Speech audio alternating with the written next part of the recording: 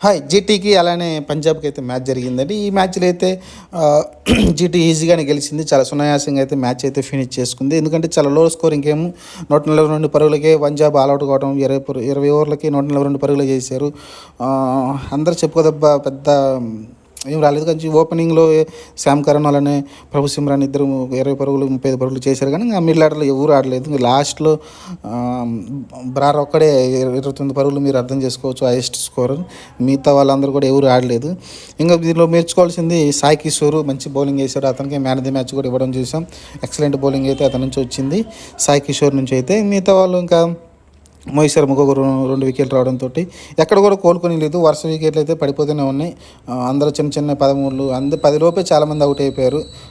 పెద్ద స్కోర్లు ఒక్కరి నుంచి రాలేదు కాబట్టి 142కి వాళ్ళు అయితే అయిపోయింది. ఆ తర్వాత బ్యాటింగ్ స్టార్ట్ చేసిన జీటీ టీం అయితే అంత ఈజీగా అయితే స్టార్ట్ అవ్వలేదు. వాళ్ళు కూడా చాలా స్లోగా అయితే మ్యాచ్ని అయితే స్టార్ట్ చేశారు. ఎంత స్లోగా అంటే బాల్ టు బాల్ ఆడుకుంటూ వచ్చారు. ఎందుకంటే స్ట్రైక్ రేటు ఒక 130 అలా 140 మెయింటైన్ చేసుకుంటే సరిపోతుంది అన్న ఉద్దేశంతో అయితే చాలా స్లోగా చేశారు. ఉద్మాన్ సార్ త్వరగా అవుట్ అయినప్పటికీ ఆ తర్వాత శుభ్మన్ గిల్, సాయి సుదర్శన్ వీళ్ళిద్దరు డిసైడ్ అయ్యారు.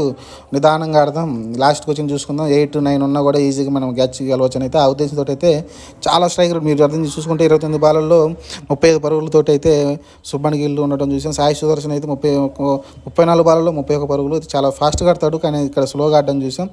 ఆ తర్వాత వాళ్ళు ఆడిన దాన్ని బట్టి చూస్తే తర్వాత వరుసగా వికెట్లు అయితే పడడం చూసాం. సాయి సుదర్శన్ అలానే శుభ్మన్ గిల్, డేవిడ్ మిల్లర్ వరుస వికెట్లు పడ్డాయి. ఆ తర్వాత అజ్మతుల్లా అలానే రాహుల్ తివాటియా కొంచెం నిలబడి మ్యాచ్ని అయితే ముందుకు తీసుకెళ్లారు. రాహుల్ తివాటియా కొంచెం రిస్క్ తీసుకొని కొంచెం మంచి షాట్లు ఆడడం చూసాం.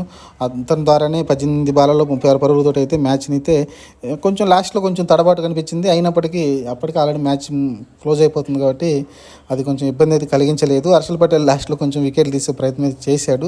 కానీ రాహుల్ తివాటియా ఒక ఎండ్లో నుంచొని అయితే మ్యాచ్ని అయితే కంప్లీట్ చేశాడు. పెద్ద మలుపులు గెలుపులు ఏం లేవు. జీటీకి ఒక మంచి విజయం వచ్చింది అనుకోవచ్చు. ఎందుకంటే కరెక్ట్ టైంలో విన్నింగ్ అయితే వచ్చింది. ఎందుకంటే వాళ్ళు పైకి రావాలంటే ఇప్పుడు 8 మ్యాచ్లకి 8 పాయింట్లతో ఉన్నారు. ఇంకా 6 మ్యాచ్లు ఉన్నాయి వాళ్ళకి. 6 మ్యాచ్ల్లో మంచి గెలిస్తే ఛాన్స్ అయితే ఉంటుంది ప్లే ఆఫ్కి అయితే.